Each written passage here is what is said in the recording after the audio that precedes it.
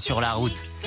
Ah oui, allons donc au pique-nique, tiens. Mais oui. Alors, quelques conseils pour pique-niquer, mais de manière écolo, qui respecte l'environnement, Céline. Oui, c'est vrai, on a tous partagé un repas sur l'arbre. D'ailleurs, depuis le déconfinement, c'est une des premières choses qu'on a fait. Ah bah, ça nous a tellement manqué. Oui. Bah oui, hein. Oui, on ne pouvait pas aller au restaurant, on faisait des pique-niques. Exactement. Alors, on ramasse nos déchets, on les jette évidemment dans la poubelle, mais les déchets organiques, vous savez, les coquilles d'œufs, les noyaux de cerise, les pots de banane ou encore les trogons de pommes, bah, parfois on se dit... On peut laisser ça là. Exactement, puisque c'est biodégradable, ça fera même du compost. On laisse ça au bord du chemin.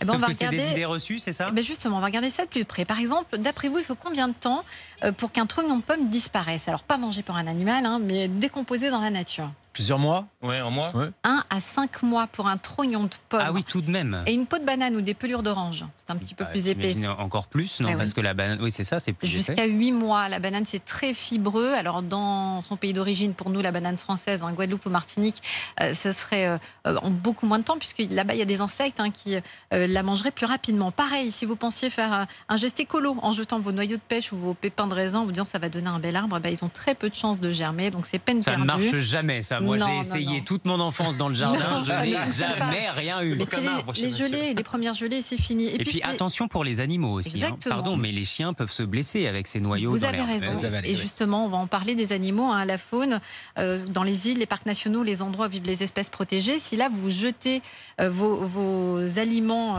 vous laissez vos aliments, les espèces vont pouvoir se nourrir avec, ça va déséquilibrer leur alimentation et parfois même, ils peuvent mourir puisqu'ils peuvent s'étouffer avec l'un de ces déchets. Alors, c'est aussi une pollution visuelle. Franchement, c'est pas très agréable sur le talus d'une route de voir une peau de banane. On ramasse ces déchets et on les met à la poubelle, mais dans la bonne poubelle. Oui, Céline. on ramasse ces déchets. C'est l'occasion de vous rappeler que la World Cleanup Day, la journée mondiale du nettoyage de notre planète, aura lieu cette année le 19 septembre. Peut-être l'occasion d'organiser une collecte de déchets entre nous. On peut le faire entre collègues, avec on va nos lancer voisins. ça d'ailleurs. Tiens, c'est la très collecte bonne de idée. déchets RMC, bonne idée. Bien En sûr. septembre, on va lancer ça. Ouais. Et pour créer l'événement, c'est très bien expliqué. Vous pouvez le faire en allant sur le site de l'association worldcleanupday.fr. Merci Monsieur Poubelle. Merci Monsieur Poubelle. Pour cette J'adore cette chanson.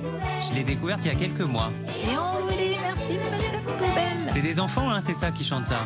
Exactement, les enfants fantastiques. Ah voilà, c'est ça. Voilà, qu'on vient d'entendre, qui chantent pour d'autres enfants sur des thèmes citoyens comme l'écologie. Et puisqu'on parle d'enfants, je voulais terminer par un livre aussi très joli et très bien fait. Si vous avez envie de sensibiliser vos enfants à l'écologie dès le plus jeune âge, ça s'appelle La légende du colibri de Denis Corman aux éditions Actes Sud Junior. Alors c'est l'histoire d'un petit colibri qui, quand un incendie se déclare dans la savane, les images sont très belles, je vais vous en montrer quelques-unes. C'est magnifique, les couleurs. Le petit colibri décide, quand il y a feu dans la savane, de faire des allers-retours entre la rivière et l'incendie pour tenter, avec son petit bec et quelques gouttes d'eau, d'éteindre cet incendie. Tous les autres animaux le regardent en disant « mais t'es complètement fou, tu n'y arriveras jamais ». Et le colibri les regarde en disant « mais je fais ma part ». Et oui. Tous les autres animaux décident d'en faire autant pour tenter d'éteindre l'incendie.